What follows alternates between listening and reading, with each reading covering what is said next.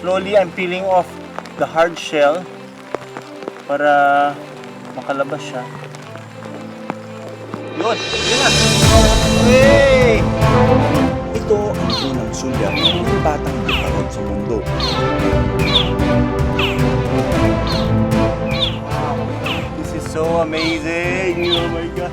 First time na nakapag-document tayo ng actual hatching sa baby croc.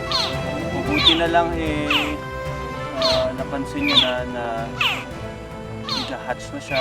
Kasi after how many hours nito, pag hindi pa nakalabas to, masusuffocate na ito, no? Tapos may possibility po na tagin po siya ng langgam. Paliwanag sa amin ni Dave, ang mapulang likido na lumalabas sa itlog ng bukarot ay nagiging kaakit-akit sa mga tropical fire ants. Yan, sipon na yan, albumen yan, masustansya yan. Yung amoy niyan, hinahanap ng mga langgam.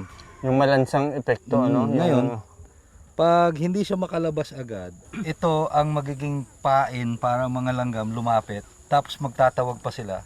Maaring mangyari, yung hatchling hindi pa makalabas ng shell, pinatay na ng mga langgam kasi may sinasaksak silang